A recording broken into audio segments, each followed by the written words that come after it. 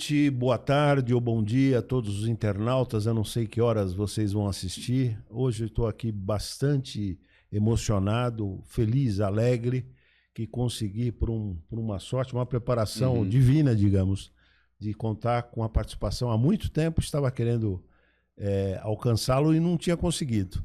Com o professor Daniel Lopes, Obrigado. Pesquisador sofisticado, um dos mais importantes analistas de geopolítica mundial, situado aqui no Brasil, também pastor, né? Sim.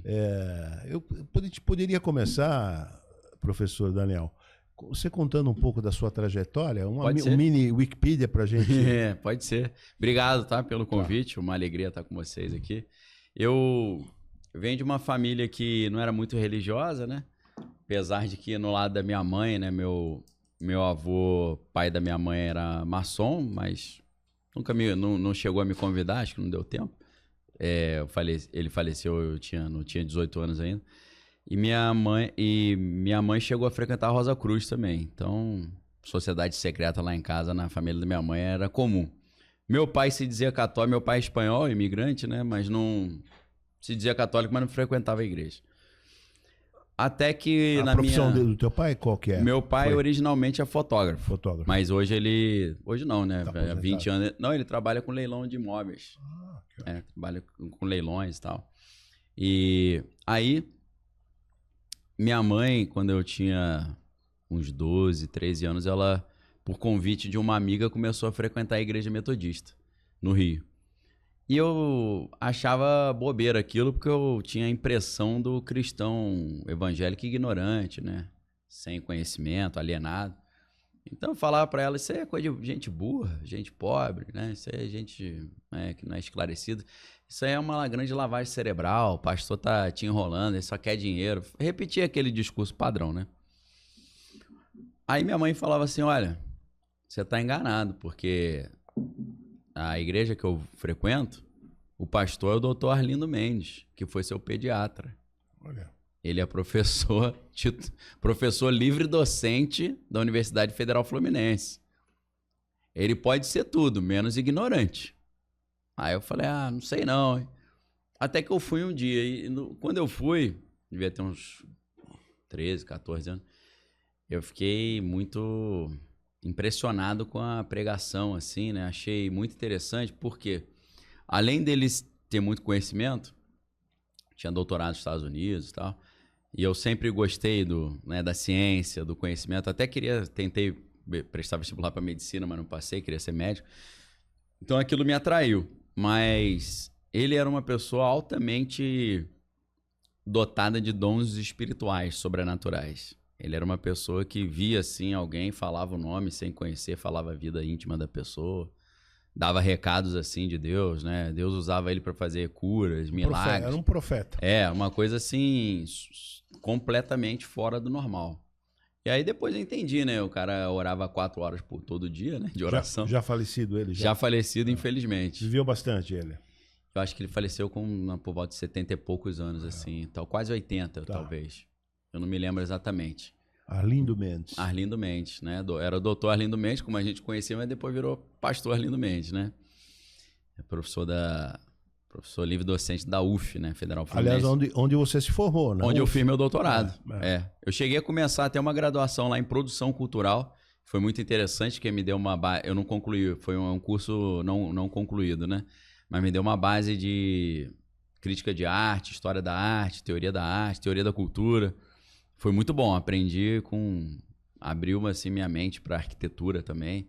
Então foi sensacional a minha passagem minha primeira passagem na UF, né? Depois eu retorno para fazer o doutorado já na letras. Mas voltando à sua conversão, Sim. Você começou a frequentar com 12, 13? Talvez uns 13, 14 anos, não me lembro exatamente. Aí aquilo ali me atraiu muito, porque eu vi um cara que era um homem da ciência, mas ao mesmo tempo era um homem do sobrenatural. Então eu falei, é isso que eu quero. E aí, para minha surpresa, eu fui conhecer depois a história de John Wesley, né, que é o fundador da Igreja Metodista. Que fundou a Igreja Metodista meio que por obrigação, né? Porque o metodismo era um movimento dentro da Igreja Anglicana, que deram o apelido deles de metódicos, porque eles oravam começava no horário certo, terminava no horário certo, bem certinhos, né? Então, era um grupo de alunos de teologia da Universidade de Oxford, né? O John Wesley e o Charles Wesley, que é o irmão. E tinha um amigo chamado Whitefield, né? Que também era do grupo. Então, ele chamava eles de metodistas por causa dos métodos, né? Da correção com os horários. E aí ele foi fazer missões nos Estados Unidos e aí teve a independência norte-americana e os Estados Unidos expulsaram, né?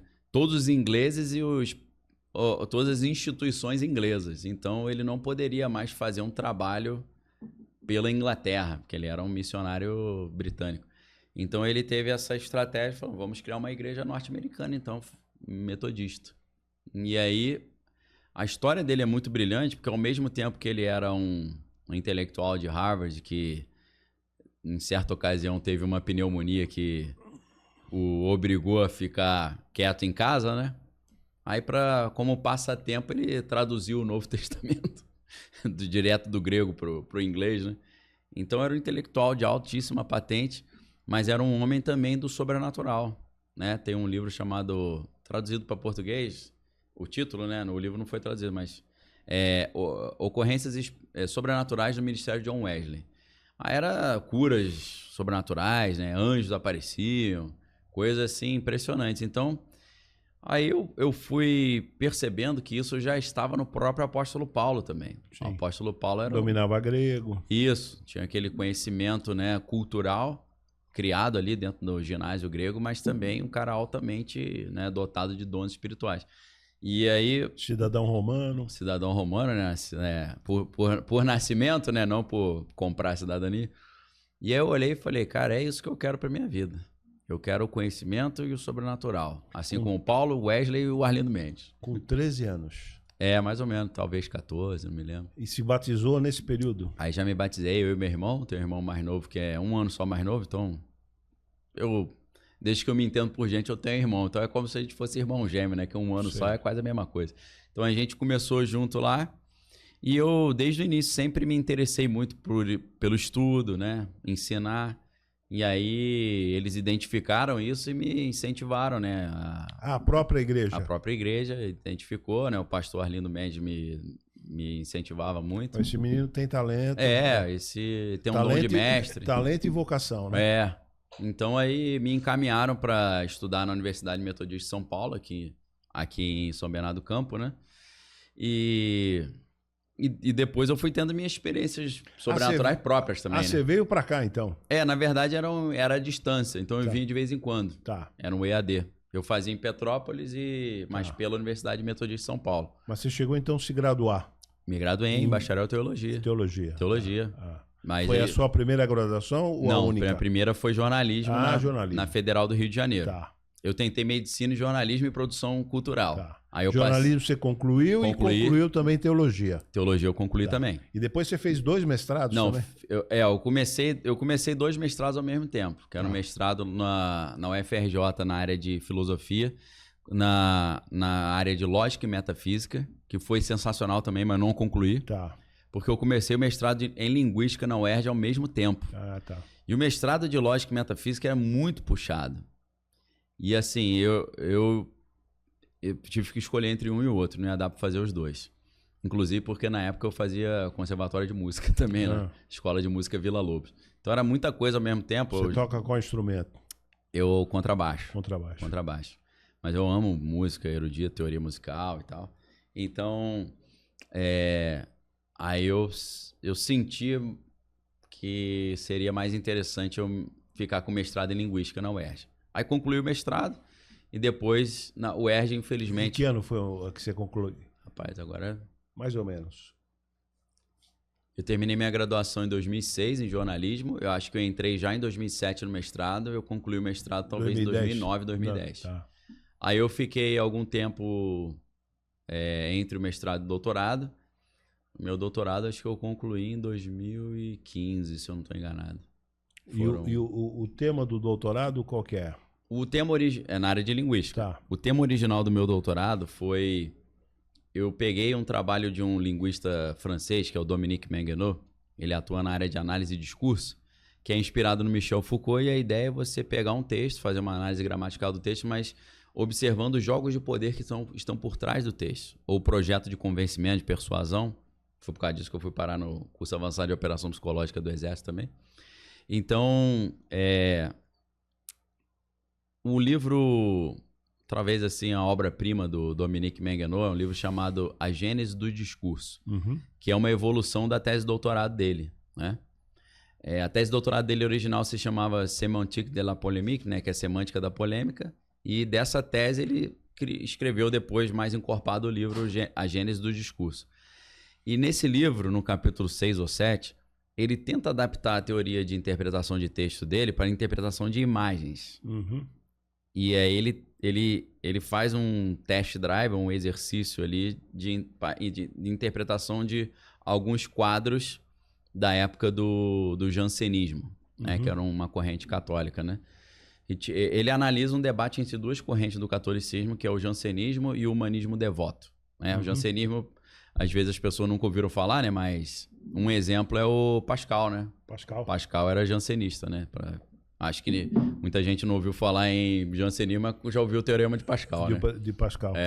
Então, assim... E também pouca gente conhece a resolução que o Pascal dá para a questão de razão e fé, né? Sim, sensacional. A aposta, the wager. Aposta pascalina, né? Sensacional. Na verdade, com a aposta de Pascal, ele criou 5 áreas diferentes da matemática. Exatamente. Teoria da probabilidade, né? Entra umas questões de lógica paraconsistente, quase. Então foi um negócio... Eu acho que ele tentou dar um argumento favorável à crença em Deus, ele acabou criando disciplinas novas dentro da lógica e da matemática, né? Era um gênio também, né? Um gênio, morreu cedo, né? Sim. Infelizmente, muitos desses acabam indo cedo. Cristão interessantíssimo. Né? Sim, tinha uma vertente, né? O grupo de Port-Royal tinha uma visão muito diferente, parecida com os protestantes, né? Sim. Se desviava um pouco do catolicismo. Então, nesse livro... Mas só uma curiosidade. Fica à vontade. Esse teu orientador, esse francês que você estudou bastante... Sim, Dominique Mengenot. Que teve uma influência grande de Foucault. Você leu toda a obra do Foucault também? Não, toda não. Mas eu li boa parte delas. Sim. Vigiar e Punir. Mas para nosso estudo ali... A Verdade e as Coisas também não. Chegou a ler, não. As Palavras e as Palavras Coisas. As Coisas. As Palavras e as Coisas é fundamental. Leu, fundamental. Na verdade, As Palavras e as Coisas eu já tinha lido na minha graduação em jornalismo, porque foi bibliografia principal do meu trabalho. Bom até para economista, né? Porque tem também, capítulos... Também, né? Sensacional para você entender as diferentes fases da história, né? A evolução, né? As formações discursivas, né? Como ele chama, né? O período da clássico. História do pensamento econômico. O período moderno, clássico. Os economistas deviam ler, viu? São com certeza. São poucos que leem. Eu nunca tinha pensado nesse vínculo das palavras e das coisas com a economia. Com a economia, né? Fundamental, concorda? Fundamental, né? Na verdade, eu acho que o leigo, ele... Eu estou fazendo um alerta aqui para os nossos os economistas que assistem o canal, né? Teve uma época que eu tentei o Instituto Rio Branco, né? Mas não cheguei a fazer a prova, só estudei. E tinha uma apostila sensacional de economia e eu achei interessante que ela incentivava mais o aspecto filosófico da economia. E aquilo ali quebrou um paradigma, né? Que eu achava que era eminentemente matemático, né? O universo da economia. Aí ele mostrou a economia cartesiana, a economia kantiana, né? A linha marxista. O próprio fundador, o Adam Smith, era um professor de filosofia antes disso, né? Exato. Então eu sempre tento trazer a filosofia de volta para a conversa, né? Trazendo a importância da filosofia. Então, assim, eu acho que é até interessante voltar um pouquinho, porque a gente tá falando do mestrado, mas na verdade estava no doutorado já, né? Sim.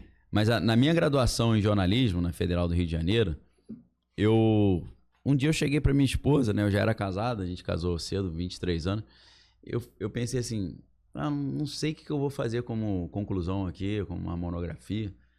Aí ela estava com uma revista super interessante, ela estava lendo, e ela falou assim, olha esse assunto aqui, talvez esse assunto seja interessante. Era a história do Eliezer Ben Yehuda, que ele era um lituano, que é o fundador do hebraico moderno. Isso, é isso? Exatamente, Fiquei feliz que o senhor conhece. Tem um filho que tem o nome de Itamar. Itamar Ben... isso, exatamente. Fiquei feliz que o senhor conhece. Conheço um pouco. Então, aí minha esposa me mostrou aquilo, e o Ben Yehuda, ele era jornalista, né? Jornalista. Qual foi a ideia, né? Ele... Morreu com 64 anos. Sim. Não, a história é sensacional. Inclusive, o Chomsky... O Chomsky tem na verdade, é o pai do Chomsky.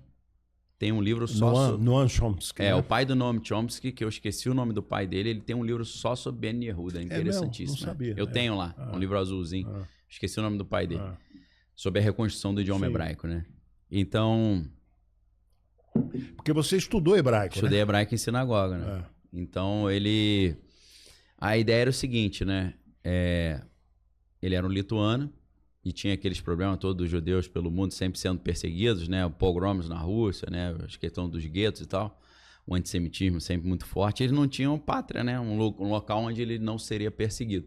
Então, ele bola essa ideia de retornar a Eretz Israel, né? A terra de Israel. E eles tentam pleitear na Liga das Nações, né? No Grupo das Nações, pleitear o direito deles terem um país. Só que os diplomatas falaram, mas você não tem nem mais um idioma próprio. Porque o traço mais característico de uma cultura, de um povo, é o idioma. Então ele falou, precisa ter idioma? Vamos restaurar o idioma, então. Só que era uma língua que estava, naquela época, restrita ao uso religioso, né? E por causa disso estava com um déficit de palavras muito grande, né? Um gap lexical ali. Então não tinha palavra para avião, para universidade, para eletricidade, né? Então ele começa um esforço para compensar ou criar essas palavras. E aí ele faz algo que muitas pessoas não imaginariam. Qual foi a estratégia que ele imaginou? A língua semítica viva que estava em uso mais próxima do hebraico era o árabe. Então ele começa a tirar palavras do árabe e trazer para o hebraico. Então rompe aquela inimizade, né? Então o idioma hebraico moderno ele é multicultural, né? Ele tem muita coisa do árabe dentro dele. Mas, além disso, ele também trouxe palavras do próprio lituano, que era o idioma original dele. Ele trouxe palavras, às vezes, do russo, às vezes do francês, né? Que naquela época era língua franca ainda, né? Então, por exemplo, avião em hebraico é avion, né? Que é quase igual ao francês, né? Em inglês, você fala... Eu falo em inglês, né? Anime da berra anglit. Anglit é quase anglais, né? Que você fala em francês, né? Então, tem muita coisa semelhante. Então, assim, uma história sensacional. E o Itamar foi o protótipo, né? Foi o menino prodígio, né? Porque ele queria convencer ao mundo que um ser humano poderia ter o hebraico como único idioma, como idioma materno, original. Então, o que ele fez? Ele combinou com a esposa de não mandar o garoto para o colégio e não deixar ele brincar com nenhuma criança, porque senão ele ia aprender os outros idiomas, né? E eles... Então, a regra era, ele não sai de casa, ele não conversa com ninguém, só com os pais, e a gente só fala em hebraico com ele. Só que o garoto até 4 anos ele não falava, porque não tinha brinquedo, não tinha jogos, então ele não desenvolveu a fala. E a mãe começou a ficar desesperada com aquilo. Ela falou, o garoto tá ficando uma pessoa problemática, né? Ele vai ficar um mudo. Ele entendia, mas não falava. Inclusive, outro dia eu conheci um menininho que a mãe só fala em hebraico com ele, né? Só que ele responde em português, né? Quase que um Itamar, né? Ben Yehuda. E ela brigando, deixa ele ir pra escola, deixa ele brincar com as crianças, deixa ele sair na rua, esse garoto tá ficando a criança totalmente travada, limitada. Não, calma, vai dar certo. Aí um dia ele sai para viajar e a mãe fica em casa com o filho, só que ele esquece alguma coisa, quando ele volta, a mãe tava, não sei se fazendo comida ou lavando roupa, tava cantando uma música em lituano. E aí ele deu uma bronca na mãe, já falei que não é pra falar outro idioma perto do menino e tal. Aí o menino viu a mãe levando a bronca e falou, eu falo. Aí começou a falar, né? Vou falar. Aí virou a sensação da cidade, né? Todo mundo ia lá ver o menininho que só sabia falar hebraico, né? E aí tem histórias engraçadas, né? Que os amiguinhos mais velhos tomavam os bonecos, ele tinha um bonequinho de madeira, né? Aí o menino tomava o boneco, aí ele falava em hebraico, né? Me dá meu boneco. Aí a galera que falava árabe entendia que é parecido, né? Aí o mais velho falou, só vou devolver se você falar o nome disso aqui. Não tinha a palavra boneco em hebraico ainda. Aí ele falou, e agora? Aí ele falou, me dá o meu homenzinho de madeira. Em hebraico, né? Ele arrumou uma solução. E isso aí restaurou, reviveu o idioma e eles tiveram... uma força. Como é que é boneco em hebraico? Não lembro. Agora você me pegou. Depois eu olho aqui. Não me recordo. Mas aí, como eles conseguiram fazer o hebraico voltar a ser uma língua falada, e o interessante é que ele criou um jornal chamado Hatzvi, eu acho, que é em hebraico, que é o servo. E nesse jornal, ele inseria as palavras novas que ele ia inventando. E ele falou que ele ficava muito satisfeito quando ele via no mercado, na rua, as pessoas usando as palavras novas que ele tinha inventado, né? Que fantástico. Que faziam falta no léxico, né? Então, foi assim que o idioma foi... Inclusive, hoje, curiosamente... Esse cara tem a importância do Ben Gurion, né? Tá certo? Total, foi fundamental. Ele é claro que gera ódio, né? De quem tem ódio do sionismo, né? Sim. Então, o Ben Yehuda é um grande inimigo também dele, né? Que inventou essa ideia de reconstruir o idioma hebraico. Então, até hoje mesmo, eu estava vendo um grupo de israelenses judeus que são cristãos e que tentam pregar o evangelho para os judeus, né? E é legal que é tudo em hebraico, né? Eu aproveito para dar uma treinada no hebraico. Uhum. E o rapaz estava falando... Esse grupo se reúne aqui em São Paulo? Não, é lá em Israel. Lá em Israel. Eles são israelenses, é tudo lá em Israel. Mas aqui tem também, né? Tem? Tem esse pessoal? Deve ser judeus messiânicos, talvez, né? Sim. Mas foi muito interessante porque o rapaz estava explicando para um jovem judeu, tudo em hebraico. E falando, Deus tinha prometido que a gente ia voltar para a nossa terra e restaurar nosso idioma. E aí ele contou um pouquinho a história do Ben Yehuda. Aí o jovem falou, eu não conhecia isso. Olha. Aí eu pensei, será que não se ensina isso na escola? Deveria ensinar, né? Deveria, acho que não ensina. Estranho, né? Para eles valorizarem a própria cultura, né? Porque é um milagre isso, né? É uma ação divina. Então, como eu nem sei como é que eu cheguei nisso, né? Eu lembrei do Itamar. Eu nem caramba, sei. Foi a primeira vez que eu vi que... Alguém conhecia. Conhecia. Tem muita gente... No meio universitário, né? Não, tem gente que conhece, lá em Israel tem a rua, né? A Avenida Ben Yehuda. Ele só sabe por causa disso. Sim. Mas não sabe nem quem foi o cara aqui que ele fez. Agora, o Itamar eu nunca ouvi ninguém falando. Foi a primeira vez. É que nem a rua daqui da GV, eu sou professor na GV, Sim. Né? Antônio Picarolo. A Sim. turma sabe, é Antônio Picarolo, mas não sabe que ele foi anarquista. Sim, a história dele. Eu gosto de saber as origens. A origem, né? Eu lembro lá quando tava Fica despreocupado com o tempo que vai dar certo. Não, isso é um alerta da Netflix falando de uma série nova. Vê se pode. Dá vontade de tirar o relógio, né? Eu quero saber disso agora, pô. Vibrou. Eu quero reiterar, eu tô aqui encantado, viu? Glória a Deus, fico honrado. Toda honra e glória ao Senhor, em nome de Jesus. Então, foi nesse trabalho que eu estudei as palavras e as coisas. Foi por causa disso que eu voltei ali, né? Entendi. Porque... Eu não sei se o senhor se lembra, mas no início, no prefácio, ele faz uma análise do quadro Las Linhas d'Avion, que é do... Como é que é o nome dele, rapaz? Como é que eu esqueço o nome desse cara? Las Linhas, As Meninas, do Velázquez. E aí, ele faz uma... Que eu acho que tem... As Meninas de Avião, tá aqui no MASP? Tá aí no MASP? Eu não sabia, Eu tô falando loucura. Não sei, eu tô meio por fora. Eu posso estar falando loucura. Se tiver, eu vou ter que levar as crianças lá para ver. As Meninas de Avião, eu acho que tá aqui no MASP, no Museu de Arte Francisco de Assis Chateaubriand Bandeira do Melo, né? Que é o fundador, né? Sim, claro. Acho que sim. Posso Muito legal. Então, o Dominique Mengenot já tinha citado isso, porque ele fala... Michel Foucault tentou fazer uma análise linguística do quadro do Velázquez. E eu acho que foi em cima desse exercício do Foucault que o Dominique Mengenot tentou desenvolver ou adaptar a sua teoria linguística para a análise de quadros, né? Uhum. Isso tudo para explicar qual era o tema do meu doutorado. Uhum. Aí, o que eu fiz? Eu peguei esse capítulo 6 a Gênese do Discurso, onde ele fala, olha, eu estou te dando um ensejo. Quem quiser que desenvolva essa ideia, porque eu parei por aqui. O Dominique Mengenot diz no livro, é só uma ideia. Quem quiser desenvolver, desenvolva. Eu falei, opa, vamos lá. E aí o meu orientador na UERJ, que é o professor Décio Rocha, ele foi aluno do Dominique Mengenot lá na Sorbonne. Então a gente fazia ponte com ele, né? Perguntava, e aí, o que você acha e tal. A gente tentou trazer ele para a banca, mas não conseguimos. Veio só o professor Círio Pocente, que é da Unicamp, foi legal pra caramba. Todos eles discípulos do Dominique Mengenot. Então foi bem interessante. Aí, na minha graduação, eu conheci as palavras e as coisas. Das palavras e as coisas, aí eu vi essa ideia eu percebi que o Foucault era um pouco linguista também, e ele tentava interpretar quadros utilizando alguma base linguística. Para minha coincidência, eu conheci o trabalho do Dominique Mengenot e vi que ele usava o Foucault para tentar interpretar quadros. E aí, no meu doutorado, então, a minha ideia original, a minha tese original, o meu projeto de pesquisa original, foi desenvolver essa teoria. E para desenvolver essa teoria, eu comecei a analisar, antes de eu analisar os quadros, eu comecei a analisar os contratos de pintura com os pintores renascentistas.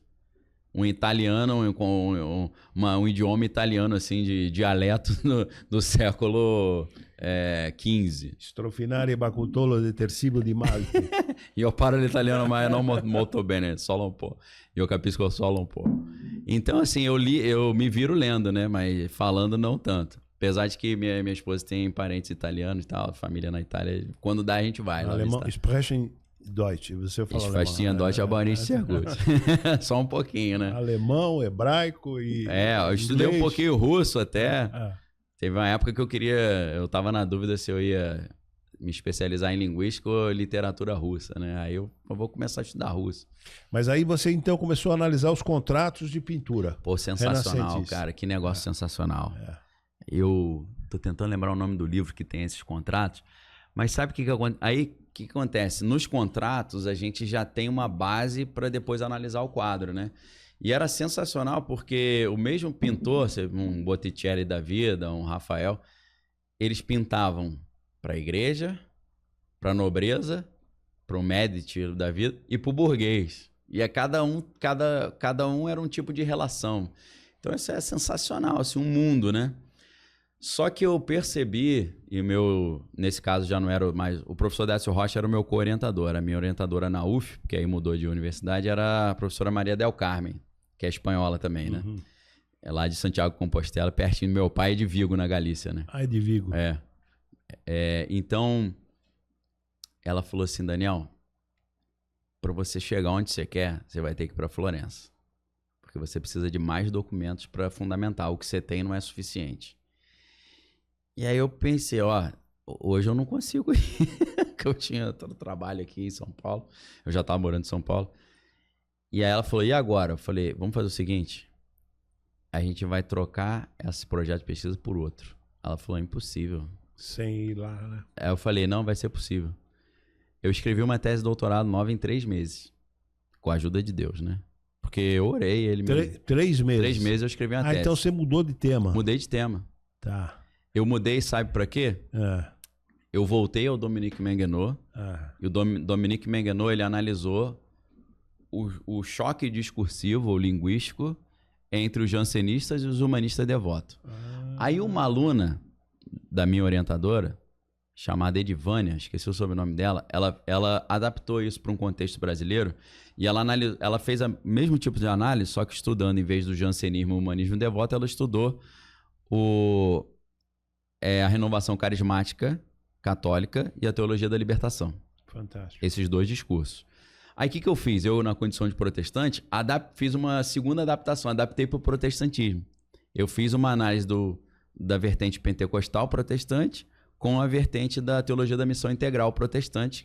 E Um período eu fui editor e eu editei uma tese, ela virou ministra depois da administração, Cláudia Costin, sim, a economia dos bispos, ela analisando a Igreja Católica. Sim. Depois é um livro, você conhece esse livro? Não. Depois eu vou te mandar. Não, vou. Economia dos bispos. Sensacional. Uma análise da Igreja Católica e dos papas, né? Como é que chama? Os cardeais?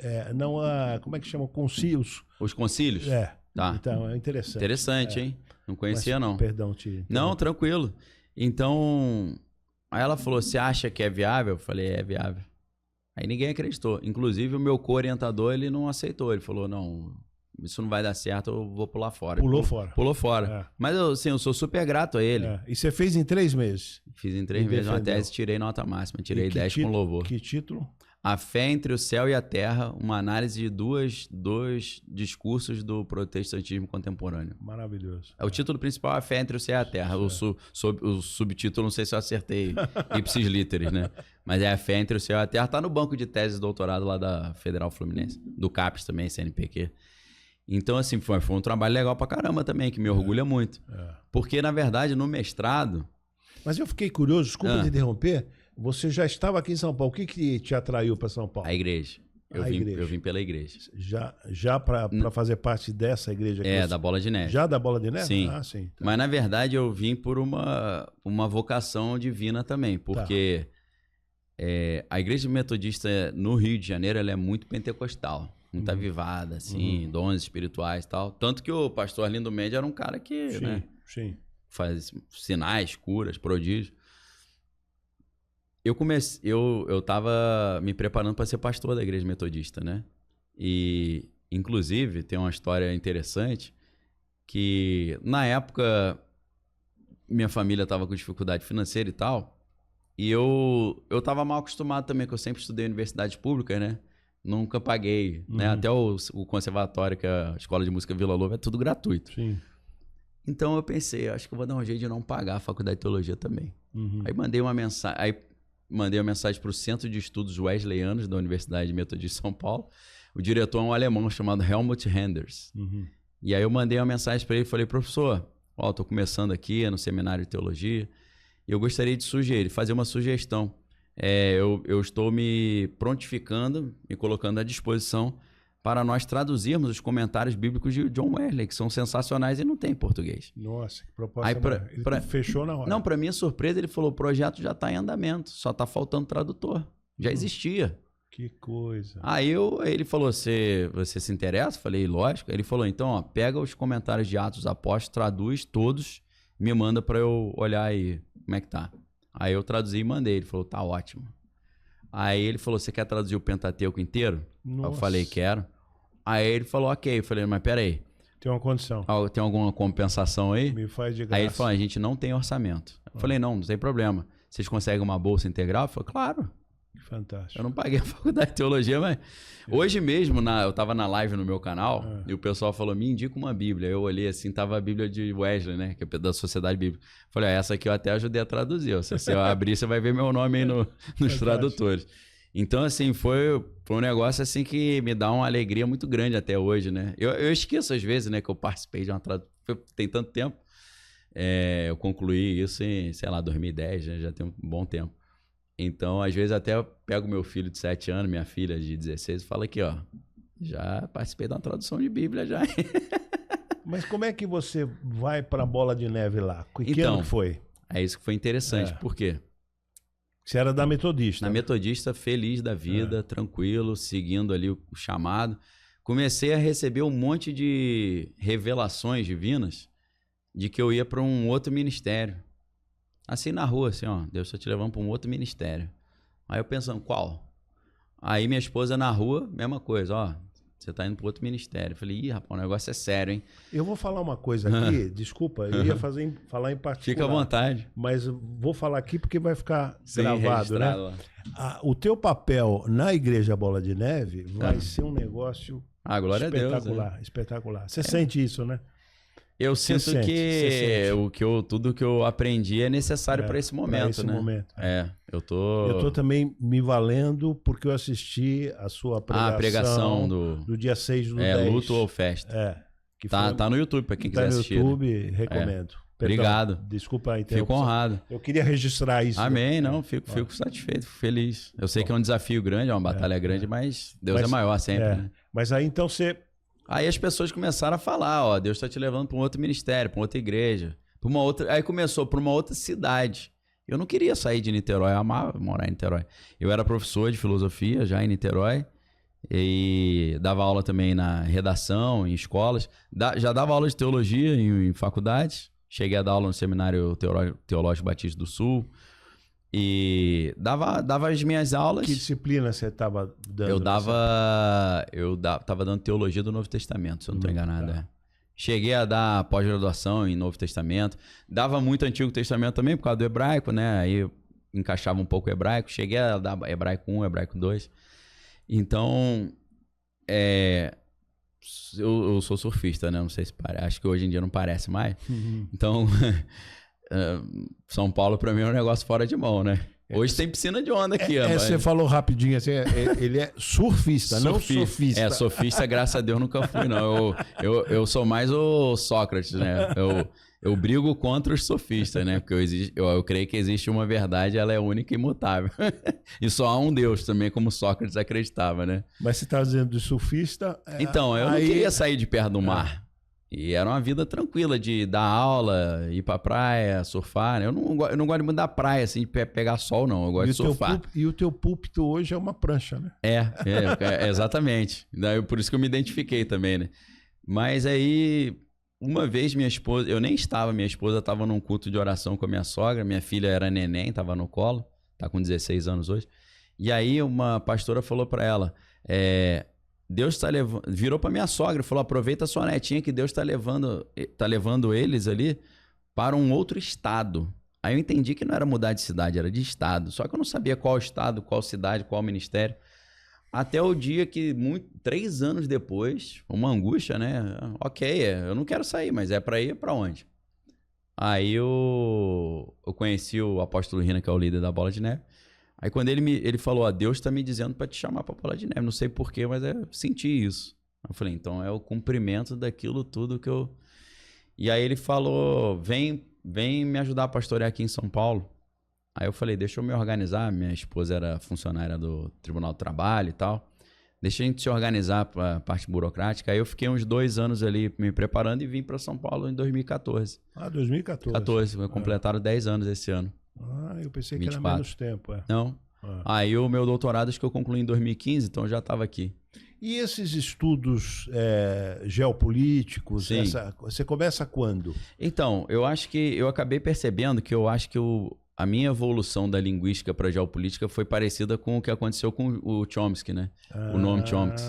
Porque o Chomsky, ele é um linguista, né? Sim. Ele começa com Mas você explicitamente sente essa influência dele? Não, eu senti que a jornada foi parecida, independente. Tá. Eu concluí isso depois.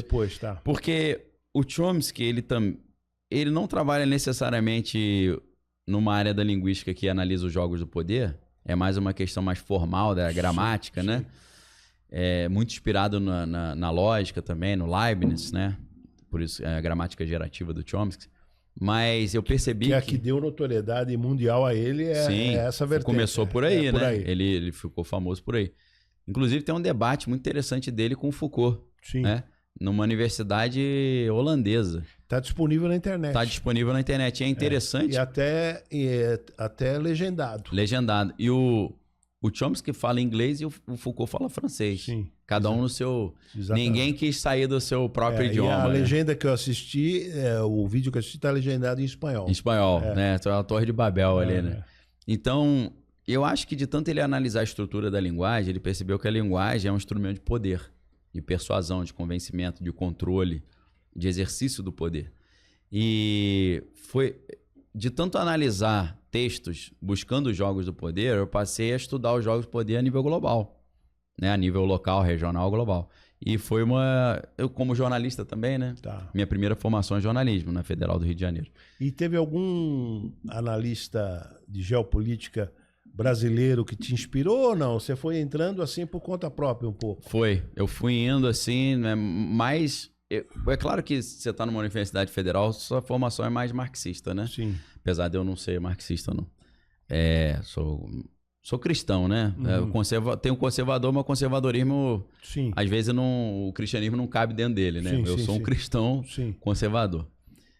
Na economia eu sou liberal. Uhum. De tanto ler Antônio Negri, O Império... né, Multidões, Emanuel Wallerstein, o próprio Marx. Aí você vai pensando, né, o... Giovanni Arrighi, você leu? Não, Giovanni Arrighi não. De tanto estudar esse jogo do poder e tal, isso foi me interessando. E aí eu fui trazendo o aporte do meu gabarito da linguagem para dentro dessas análises, né, dos jogos do poder. Então, assim, as notícias de guerras, né, o universo dos conflitos sempre me interessou muito. Aí eu fiz um concurso para ser professor do Centro de Estudo de Pessoal, CEP, que fica no Forte Duque de Caxias, no Leme, no Rio de Janeiro. Uhum. E era para ser professor na área de comunicação social. Só que eu não tinha concluído nem o mestrado ainda na época, né? E o mínimo era mestrado. Aí eu pensei, vou fazer vai que, né? Vai que dá. Daqui a pouco eles chamam, eu já tô com o título. Mas foram 3 professores ou 3 alunos, né? O concorrente, né? 3 candidatos foram para a final. Quem passou foi... uma era uma professora minha, ficou em segundo. Eu fiquei em terceiro por causa do título, que eu não tinha o título, né? Sim. Prova de título eu tirei 0, né? Publicação tinha pouca também. Mas a prova de aula eu tirei quase 10. E os oficiais do Exército eles queriam me aprovar. Só que eu não tinha o título. Tá. Então eles aprovaram a professora Ana Paula. Deixaram você stand-by ali. Não, eles me contrataram como contratado, né? Fez um contrato. Então eu entrei junto com ela. Ela entrou como efetivo, eu entrei como contratado. E aí lá dentro a gente dava aula de comunicação social para os oficiais Eles lá. Adoraram a tua aula, é isso? Eles gostaram, né? Realmente ficou uma aula... A aula é a importância do media training para a comunicação organizacional. Nossa. Mas eu fui para a área assim de convencimento, persuasão, operação psicológica e tal. Aí eles perceberam que eu tinha esse know-how e eles falaram, você não de quer... operação psicológica. Dessa parte mais do poder, não só da comunicação. Aí eles falaram, você não quer ser instrutor do curso avançado de operação psicológica? Eu falei, lógico, o maior prazer, né? Então isso me deu mais um gabarito de experiência para eu ir para geopolítica. Entendi. Porque a geopolítica envolve muito o jogo de poder nesse nível das operações psicológicas, né? Então, acho que isso contribuiu também para eu acabar caindo nisso, né? Então, acho que foi assim, né? E a minha base de linguística me ajuda demais. Sensacional. É impressionante, porque eu leio muito e vejo mais recentemente internet, o mundo digital eu descobri agora. Sim. E das análises que eu mais gosto no mundo digital é acompanhar essa veiculação que você faz diária, é fantástica. Sim, fico honrado. Muito uma boa, honra. muito boa. Fico super agradecido. Qualidade, honestidade intelectual também. Glória a Deus, eu tento ser transparente. E coragem também, muita coisa. É verdade. Você é tão corajoso que eu acho bom você, então, ficar um período sem falar de Brasil, porque é impressionante. Já estou há um bom tempo. Desde 2019 que eu... Fica fora porque... eu fui para... internacional. Eu digo que eu sou um correspondente internacional no Brasil. Que eu só falo do que tá lá fora, né? E o que você está escrevendo agora? A tua preocupação é os artigos e depois você coleta? Ou você está fazendo uma pesquisa original assim? Então, eu tenho muitas ideias, mas eu esbarro num problema que é um problema meio desagradável, que é você pegar uma ideia assim altamente filosófica e cultural que é impressionante, maravilhosa, que te dá aquela garra, né? Fala, esse projeto aqui eu vou fazer com gosto. Mas tem os projetos mais mercadológicos, né? Sim. Então, o que eu tento alternar? Fazer um projeto que é mais rentável para financiar o projeto menos rentável, né? Então, eu agora, se Deus assim o permitir, ano que vem, não sei se está para março ou abril, eu vou lançar aquilo que até aqui eu considero o meu magnum opus, ou minha magnum opus, né? Que é Desconstruindo a Revolução Cultural. Que é um tijolinho de 800 páginas. Você tá... Onde eu conto a história da filosofia pela ótica dos jogos do poder. Que interessante. Aí é o meu trabalho atual. Então, mas você vem trabalhando nisso desde quando? Isso, eu montei um curso em cima disso, de 62 aulas. E esse curso eu fiz durante a pandemia. 2021, eu acho, ou 20. Então, desde 2020 que eu tô trabalhando nisso. Então, vai botar 5 anos aí de... Poxa, eu vou fazer um convite aqui ao vivo que você, tão breve, possa vir falar sobre isso daqui. Pode ser, não? Quando tiver publicado já? Não, também nem precisa estar publicando. Quando tiver publicado, você volta de novo. Tá bom. Mas você faz uma avant-première aqui, isso aí Isso aqui interessa muito. Eu venho desde o... Ouro em pó. Poxa. Isso aí vai me dar uma alegria, porque o que eu... Você vai publicar em março, mais ou menos. Eu tenho que conversar com a editora de novo, porque a gente ia publicar agora, no final desse ano. Sei. Só que sempre em novembro eu publico essa coletânea. Entendi. Aí eu falei, não, vamos publicar a coletânea para não... Sim, para não... uma coisa não queimar a outra. Aí a gente joga, porque aí eu tenho mais tempo de revisar, de mexer nas notas de rodapé. Vou abusar de você. Novembro você faz uma avant-première e depois abril ou maio você volta com o livro pronto aqui. Pode ser, vamos combinar. A agenda tá bem corrida aí, vou ter que olhar a agenda aí, ver mas qual eu vou te minha assessoria. Valeu. Eu quero repetir, eu estou há um mês e meio, e hoje consegui, graças a Deus. Glória a Deus. Então, isso aí eu venho desde a Grécia Arcaica até hoje na filosofia, passando pelos jogos de poder como a história do... É como se fosse uma história do pensamento junto com a história da persuasão. Tá. Desconstruindo sofismas. Tá. China, você estudou bastante, não? Eu não me considero o grande conhecedor da China, não, mas eu me viro. Tá. Dou meus pitacos. Tá. Leu Kissinger? Li, eu tenho lá a Ordem Mundial, que eu acho que é uma... On China, você leu ou não? Não, esse ainda não. É esse eu vou botar na minha... Tá na minha listinha, lista VIP. Isso. E então é isso. E então a tua atividade é diariamente na internet. Sim. Né? A atividade pastoral se atende culto quantas vezes por semana? Então, como minha agenda é bem imprevisível, eu não tenho datas fixas, né? Sim, mas pelo menos uma vez por semana, não? Não, uma vez por mês? Antigamente, assim, no primeiro semestre, eu tinha uma rotina que eu tô liderando um grupo de jovens. Tá. Tentando formar uma juventude nova aí. E esse encontro acontecia todo sábado. Tá. Então, calhava de pelo menos um sábado por mês eu tava lá com eles pregando, né? Tá. Mas hoje em dia tá mais espaçado. Não é todo mês? Não é todo sábado, não é todo mês. Não é todo mês que você tá lá? Não. E também não tem uma programação, assim, prévia? Não tem. Não. A igreja fala assim, dia tal você pode? Eu falo, não tô em São Paulo. E o outro, esse eu posso. Aí entendi. É mais ou menos assim. Se você puder falar, se você quiser, se você não quiser, não tem problema. Sim. Sobre a crise que sofreu a igreja e como é que vocês resolveram, se você quiser falar, tá bom. Seria interessante para nós. Mas então, problema familiar, né, com a liderança. O líder foi afastado das suas funções, está afastado ainda. Com previsão de voltar.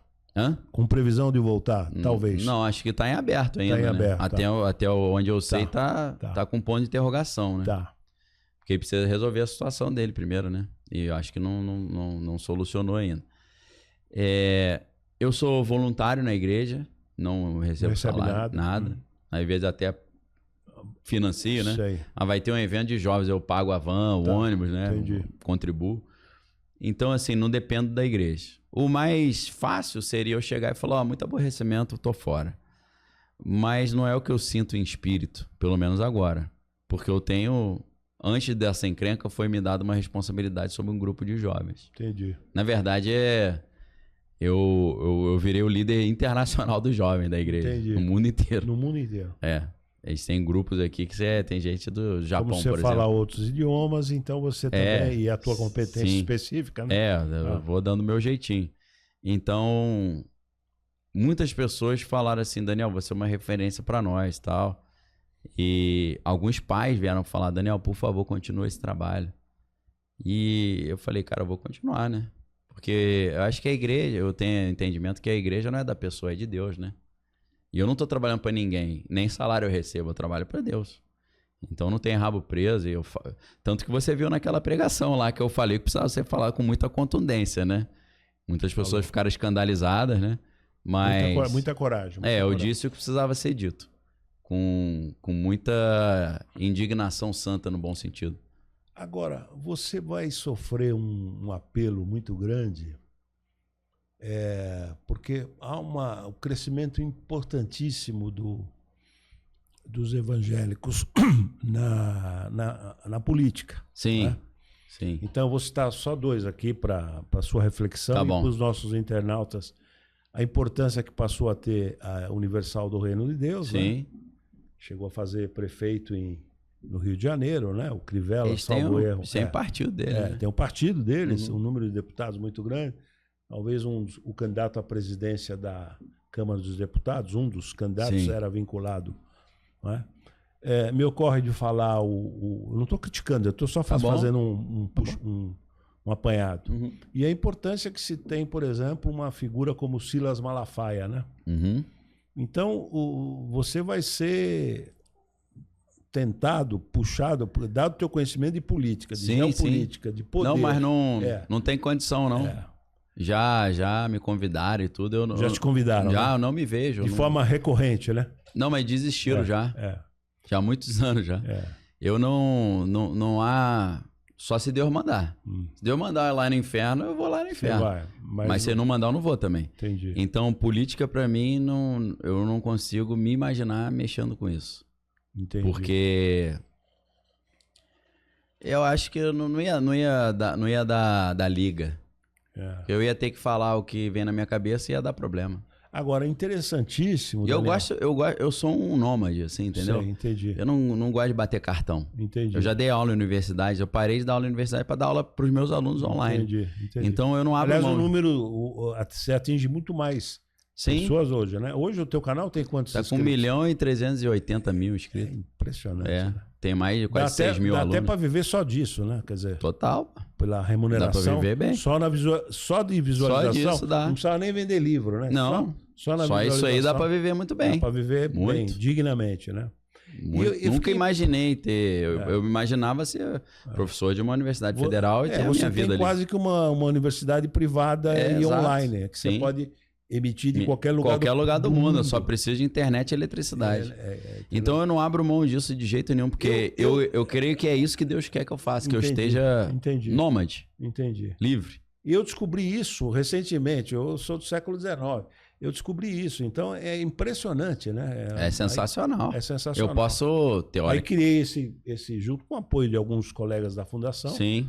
Criei esse podcast porque eu falei aqui que eu não me imagino tendo que bater cartão na câmara lá. Não, e depois você numa sala de aula, são 40 alunos, 45, quiçá 50. E você numa live atinge... Ali 15 mil pessoas ao vivo. Ao vivo, né? Hoje a gente estava com 15 mil ao vivo. Impressionante. Ali ao vivo, fora os 1 milhão e tal. E você sacou isso quando? A importância... Poxa, o meu canal... Eu criei meu canal no YouTube em 2006. Olha só. Então daqui a 2 anos vai ter 20 anos. Você sacou, falou, é por aqui. Logo que começou, na verdade, o que aconteceu? Eu entendi que aquilo era uma ferramenta muito importante de evangelismo. Comecei falando de Deus. E quando a minha filha nasceu, ela está com 16 anos, foi em 2008, eu tive que aliviar um pouco minha dedicação à igreja. Porque eu e minha esposa, a gente era muito dedicado ali. Várias vezes a semana a gente estava na igreja em reunião, fazendo trabalho e tal. E aí quando a minha filha nasceu, a gente segurou um pouquinho. Só que eu fiquei com uma espécie de síndrome de abstinência de pregar, entendeu? Aí eu comecei a pregar no YouTube. E aí o negócio foi fluindo, eu fui pregando, falando de geopolítica, tecnologia, ciência, cultura, filosofia, misturando tudo que eu gosto, né? Até que em 2017 aí o canal deu um boom, tipo 10 anos depois. Aí os caras falam assim... 2017, você lembra quanto atingiu, mais ou menos? Mais ou menos. Então, 40 mil, mais? Não, eu fiz um vídeo que deu 2 milhões de visualizações. É mesmo? Assim, pum. Você lembra o tema, não? Era relacionado à disputa lá da política na época. Tá. Aquela corrida pelo Planalto e tal. Entendi. Era algo dessa natureza. Aí, eu lembro que logo depois, meu canal devia, sei lá, tinha 10 mil inscritos, aí passou para 50, passou para 100 mil, daqui a pouco tava com 500, aí o negócio foi... exponencial, né? E a tentação para você voltar a falar de política nacional é enorme, né? Sabe que não? Não? Eu sempre amei o internacional. Sempre. Eu falava porque, assim, tinha um apelo forte, né? Mas nas eleições americanas de 2020, aí eu tava em casa e eu tô assim Eu tô me deliciando de novo, porque a gente, novamente, estamos com disputa pela Casa Branca. Aí eu queria entrar nisso. Isso que eu amo, é isso. São as guerras e o cenário internacional.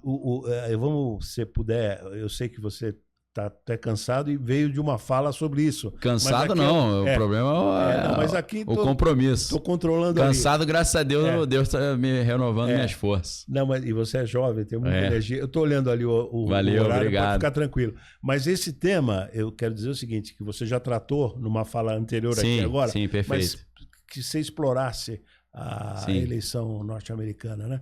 Porque a tua tese é de que, pela tua capacidade analítica, né, e as informações que você tem, é que bem provavelmente Donald Trump vence. Alguns bilionários e... eu vou fazer um negócio. Eu vou complementar coisas que eu não falei na outra ótimo, conversa. excelente. E tem coisas importantes Então, que eu deixei de falar. Puxa vida. Deixa eu ver quando é que foi.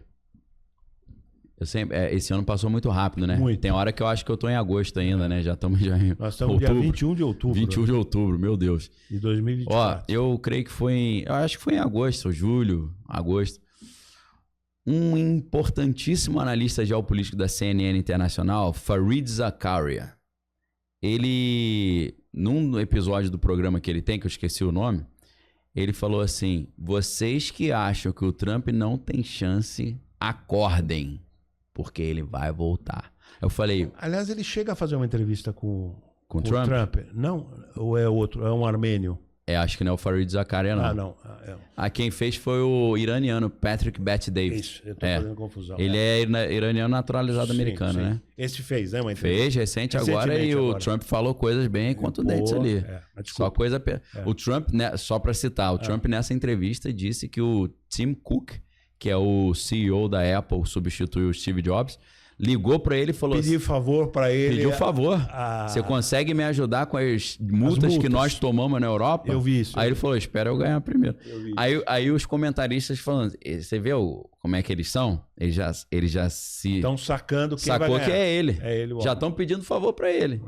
Se o Tim Cook tá fazendo isso, o Fareed Zakaria, que é anti-Trump desde criancinha, e o bilionário lá, que geriu o patrimônio do George Soros, que é o Stanley Druckenmiller, falou que ele vai vencer, eu tô achando que ele vai vencer. E depois do papelão que a Kamala Harris fez na última entrevista na Fox, né?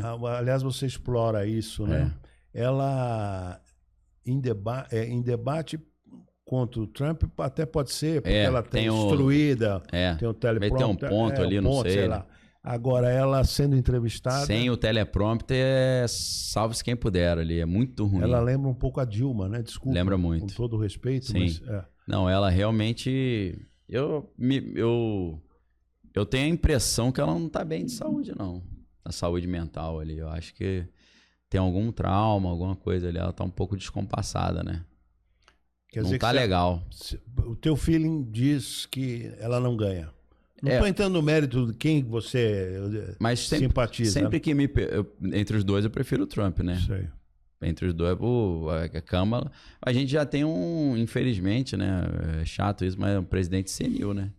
O Biden tá senil, é evidente, né? Os médicos da Casa Branca sempre falavam, ele tá ótimo. Agora que o sistema não quer mais ele, que eles estão falando, realmente ele tá com os traços de senilidade. Fala traço, né? Agora, uma coisa que causa uma certa repugnância ou, não sei, um estranhamento é a quantidade de fake news que o esquema Trump acaba veiculando. Sim, né? É meio bagunçado. Os apoiadores também. Né? É um negócio meio pesado, barra pesada. Mas assim, a mídia tradicional também joga um jogo muito sujo, né? Contra ele também, é verdade. Contra ele. Ele fala um negócio que eu acho que faz sentido, ele fala... Eu sou o presidente mais perseguido da história, mais difamado da história. Mas também, né? A gente teve aquele negócio do escândalo lá da influência russa na disputa, e depois foi mostrado que foi ao contrário, eles favoreceram os democratas, não os republicanos. Mas assim, para quem tá escutando, né? Os democratas, para mim, eu não levo em consideração. Pra mim, o único cara que é ali que eu acho que é sério é o Robert Kennedy Jr., que é democrata, mas tá no time do Trump agora, tá apoiando o Trump, né? Então, esse democrata para mim não dá. Os republicanos também, eu acho que muita enganação. Quando o pessoal pergunta aí de qual lado você tá, eu falo, todo lado de Jesus. Jesus, eu confio nele e eu sei que ele nunca vai me decepcionar. Ainda que tudo pareça contra, né? Ao cheiro das águas logo brotará e com planta nova florescerá. Ainda que a vide não floresça, eu vou continuar glorificando meu Deus. Mas eu tô meio assim, percebendo que existe uma elite acima disso, que faz um jogo de uma mão lava a outra nesse esquema aí. Então, não tenho tantas esperanças não. Mas entre os dois, eu prefiro o Trump. Apesar de que eu acho que o Trump, ele vai, mesmo voltando, ele pode E a influência dele, desculpa, professor Daniel, a influência dele em ganhando a eleição vai ser enorme. Bom, qualquer um que ganhasse influenciaria aqui, mas a influência vai ser muito grande aqui. Sim. Impressionante. Muito grande. Vai ser. Vai impactar, vai quase que determinar. Então, às vezes alguns alunos lá falam assim: ah, Daniel, mas a CIA, né? A CIA faz isso, faz aquilo. Eu falo, cara, você tem que entender que quem nomeia o diretor da CIA é o presidente. Então, muda o presidente, muda a abordagem da CIA. Então, os democratas estão no poder, você tem uma abordagem. Os republicanos estão no poder, era o Mike Pompeo, era o diretor, era outro tipo de abordagem. Então, se muda a diretoria da CIA, muda todo o plano norte-americano para o mundo, inclusive para a América Latina. Porque eles ainda têm... eles ainda vivem na prática a doutrina Monroe, né? Que é a América para os americanos. Sim. Então isso aqui é quintal deles, né? Europeu que se vire na Europa. Não vem meter o bedelho aqui, não. Chineses também, né? Então, enquanto o Biden não foi tão incisivo contra os chineses na América, eu acho que o Trump vai ser mais incisivo, né? Inclusive, nessa entrevista, o Trump falou que a maior fábrica do mundo de carros chineses estava sendo construída no México e eles interromperam o projeto porque eles já aceitaram que o Trump vai vencer e que ele vai embaralhar o projeto, porque ele falou, se vocês concluírem isso, para não acabar de destruir Detroit, onde tem as fábricas de carro nos Estados Unidos, que ele está trazendo as indústrias de volta, ele falou, eu vou botar tarifa de 1000% no carro de vocês. Então, nem adianta. Pode parar. Agora, professor Daniel, você falou há pouco sobre o Trump com uma pomba nos anos... A foto em 1983 na revista Time. Tem uma entrevista, não sei se você chegou a ver, está disponível na internet, uma entrevista que ele dá para Bruna Lombardi. Poxa, eu não lembro dessa não. Vou buscar. Busca. Bruna Lombardi Trump. Numa altura do Championship, a Bruna Lombardi no esplendor da beleza dela. Sim, no auge, né? No auge. E aí ele, no meio da entrevista, ele vira para um assessor dele, escuta, ela é casada? Ele ficou encantado com a beleza dela. Sou casada assim, no inglês. Sai ela fora. fala, sou casada assim, e ela reage de uma forma... E nessa entrevista... Salvo erro, ele fala, sim, não estou me enganando não, ele fala que ainda iria ser presidente dos Estados Unidos. Você vê, já é bem antigo, né? O senhor lembra mais ou menos que época que era isso? Anos 90? Uma entrevista anterior, final dos anos 80. Final dos anos 80, você vê? Ele já estava com essa... Eu posso estar enganado, professor Daniel, mas tenho quase certeza que, eu estou lembrando, me impactou mais ele falar essa...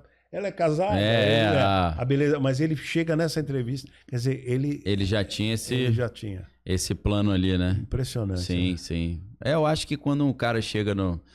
Eu não sei se Deus vai me permitir, eu não almejo muito isso também, né, de virar um bilionário, mas eu acho que quando o cara chega num patamar desse, eu acho que uma realização, pensando na pirâmide de Maslow, né? Sim. Realização pessoal... Ele fala que falta para mim, acho que é só ser presidente, né? Talvez. Porque são 4 coisas que fascinam, né, o ser humano. Você lembra disso, não? Na pirâmide ou não tem nada a ver? Não na pirâmide. Mas em termos gerais. Em gerais. 4 coisas. Sim. Quais são? O quê? O poder? Poder. Prazer? O dinheiro. Poder, o dinheiro. Dinheiro. A fama. Fama, E tem uma 4ª. Qual que é? Você não lembra? Não lembro dessa. A glória. Glória, isso aí. A glória. O aplauso, né? A glória. Sim. Porque é mais que fama. Sim. A glória é um negócio... Sim, é um negócio quase espiritual mesmo, né? A glória é um negócio... É, diferente. A glória é um negócio tão especial que Deus não abdica de ceder a glória dele para outro. Ele é o... A glória é uma coisa de uma dimensão divina, né? Sim, é perigoso isso. É perigoso. Na verdade, você trabalhar com a glória. Eu faço uma brincadeira, eu digo que todo ser humano... Procede essa observação minha? 100%, até no hebraico, né? Você falando, me lembro do hebraico, porque a gente conhece o oponente como Satã ou Satanás. Satã é adversário, né? Diabo vem do grego diabolos, que é aquele que joga contra. Que é adversário também, que joga contra adversário, né? É o inverso de símbolo. Sim. Símbolo é o que joga a favor, quando você conecta duas ideias. Sim. Diabolo é quando joga contra, né? Mas a gente fala o nome Lúcifer, né? Mas o Lúcifer é a tradução do hebraico para o grego, né? A tradução da Septuaginta, né? Dos 70 sábios. Mas o que está escrito em hebraico em Isaías 14, 12, onde está... ó como caíste do céu, estrela da manhã, filha da alva, tu que debilitavas as nações. A expressão hebraica, né, estrela da manhã, filha da alva, é Hillel ben Shahar, né? Hillel é o termo hebraico que dá origem a aleluia. Que Hillel é o que? É o brilho, aquele brilhante, né? Aleluia, a glória seja para Yah, que é Deus, né? Então o Hillel, ele quer a glória para ele. E ele está sempre convidando os seres humanos para pegarem o seu holofote, que a gente nasce com ele. Você até usou... qual aquele animalzinho que tem luz própria? Você usou... O vagalume. O vagalume. É, o vagalume. Você usou... Que é a luciferase. Não é a isso? enzima é a luciferase. Tem que tomar cuidado, né? Na verdade, eu fiz uma pregação sábado, eu falei exatamente sobre isso. Eu falei sobre...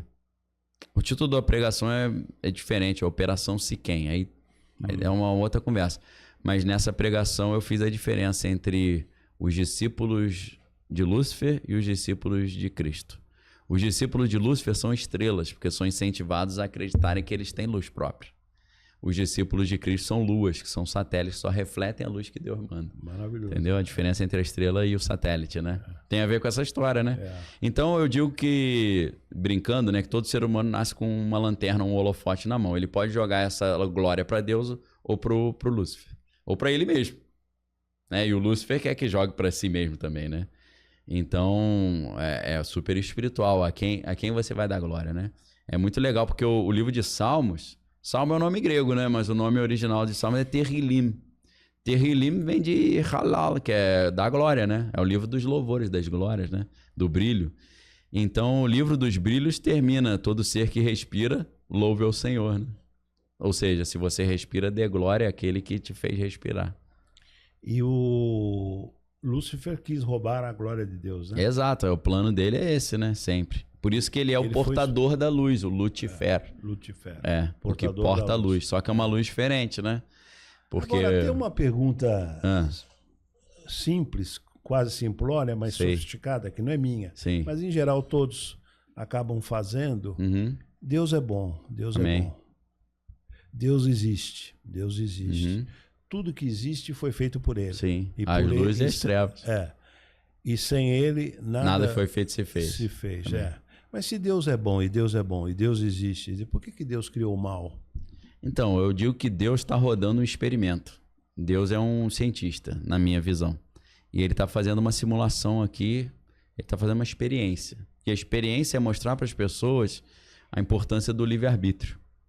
E para isso, ele usa um bulldog chamado Lúcifer, que é o bulldog de Deus, para dar um susto nos seres humanos. O problema é quando o ser humano confunde e acha que o bulldog é amigo dele. Na verdade, não é isso.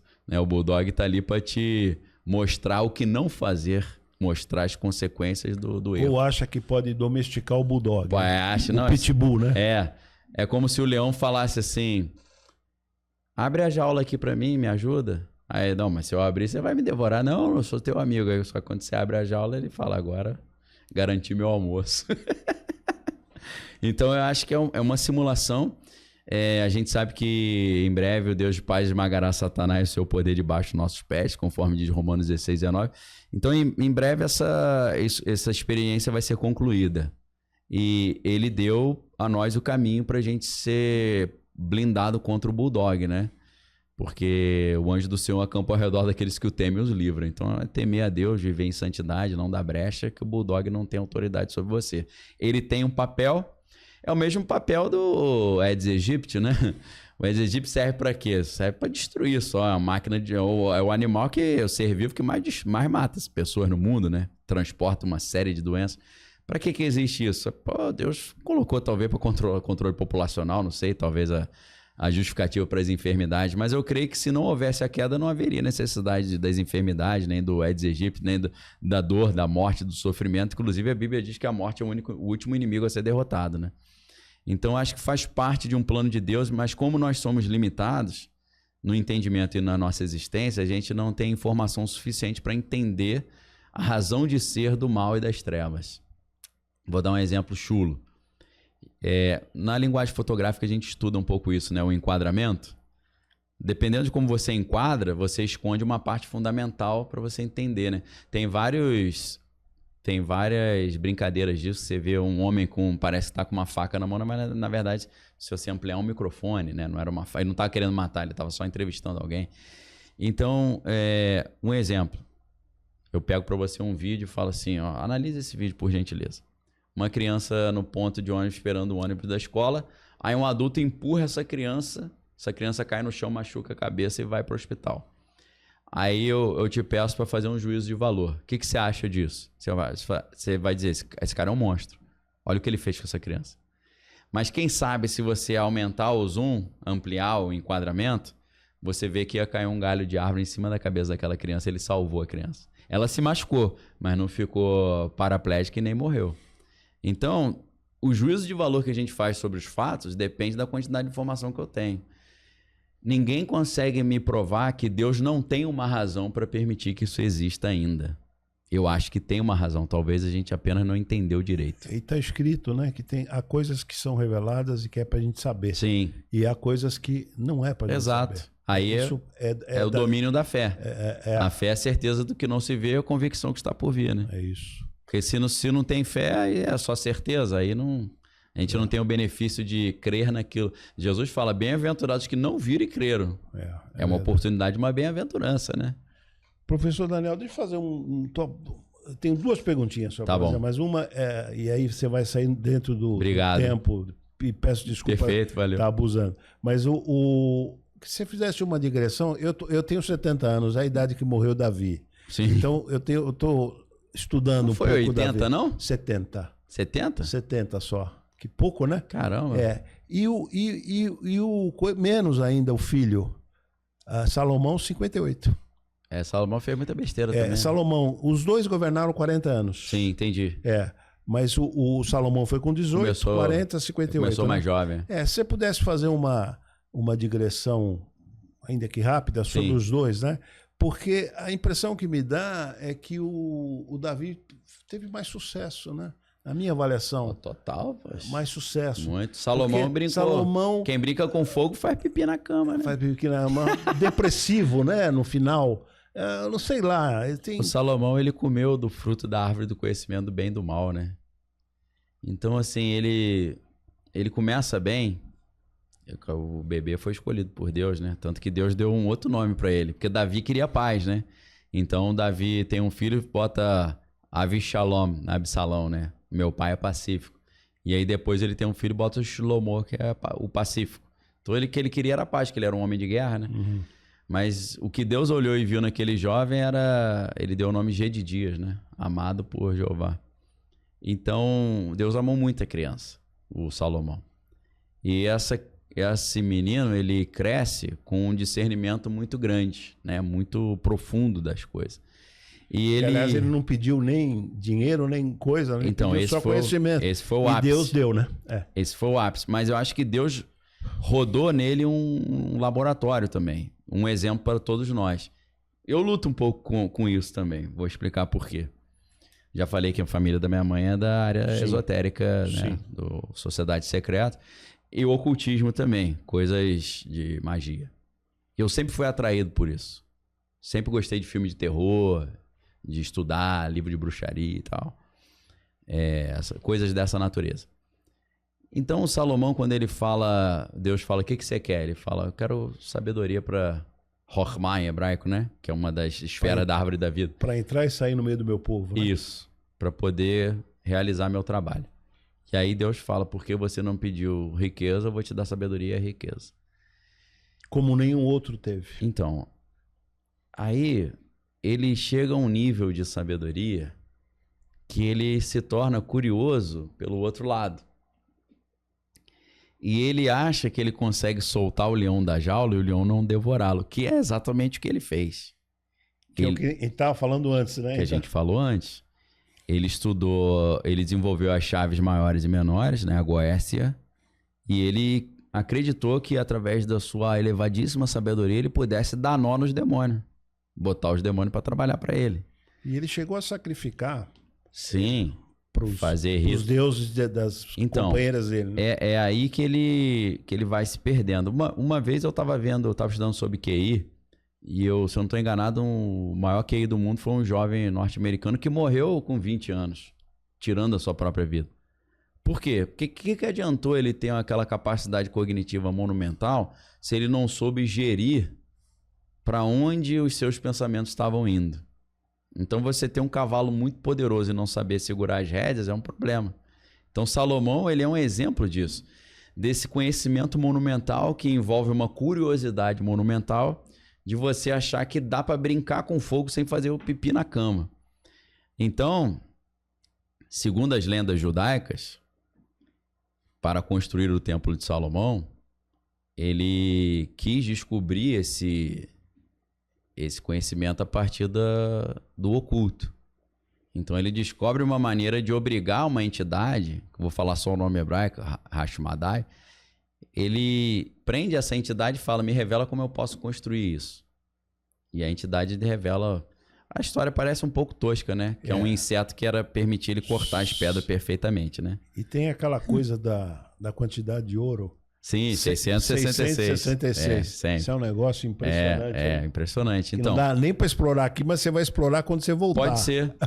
Mas o que eu achei interessante?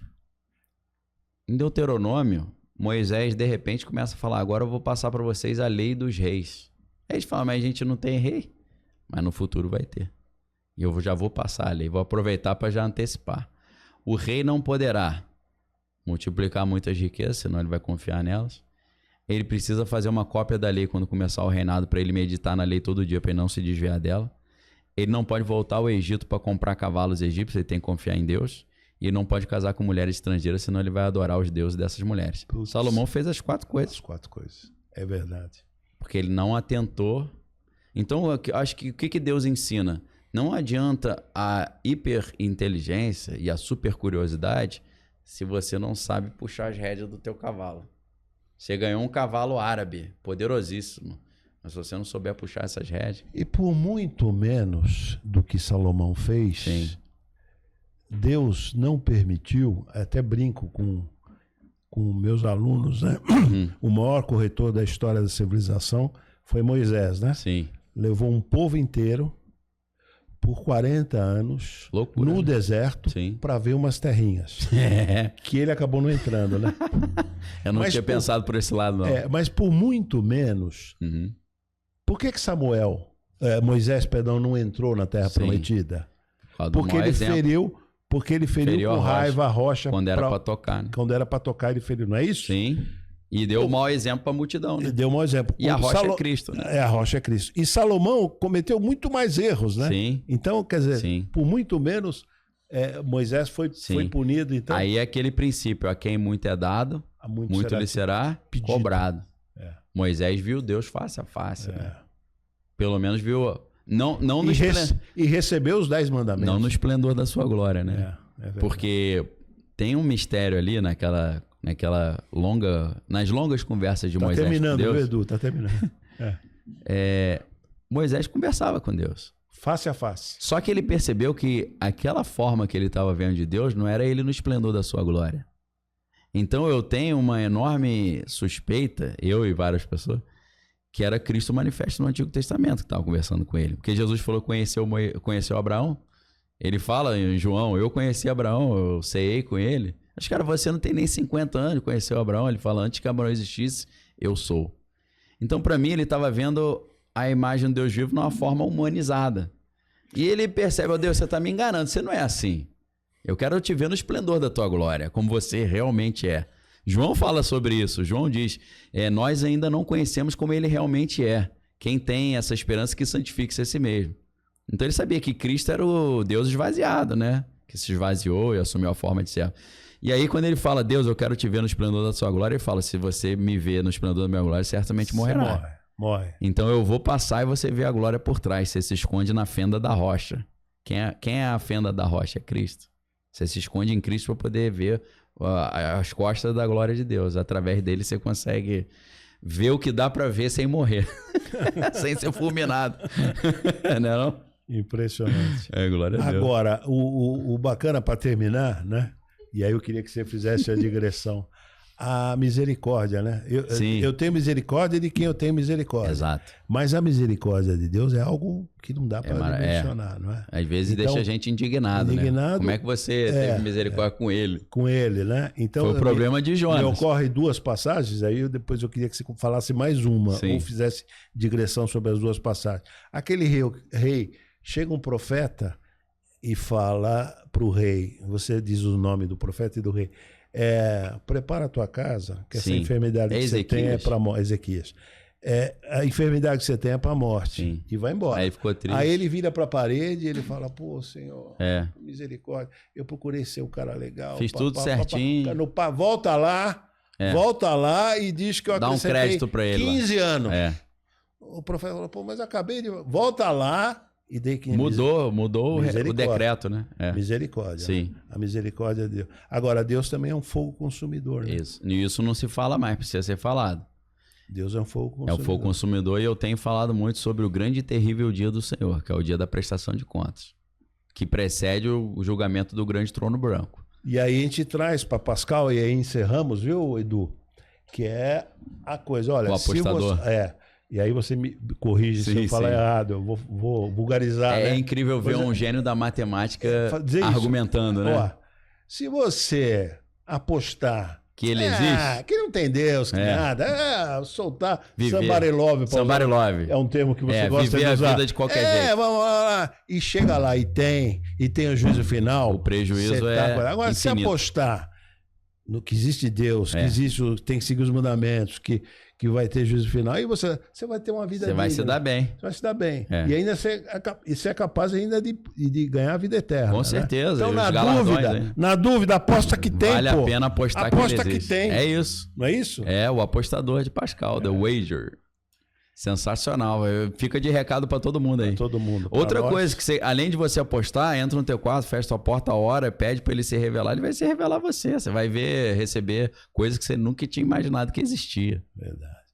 Maravilhoso, professor. Valeu, Anel. Fico honrado. Fiquei honrado eu. Glória a Deus. Mas peço desculpa que abusei de vossa Não, senhoria. tá tranquilo. E fica combinado assim, ó, que antes de virar o ano, você dá uma prévia, tá bom. A van premiere do Desconstruindo a Revolução Cultural. Beleza. E depois, o ano que vem, você volta. Tá bom. Tá bom? Obrigado pelo convite. Obrigadaço, viu? Valeu. Deus abençoe, tá? Obrigado. Parabéns aí pelo podcast.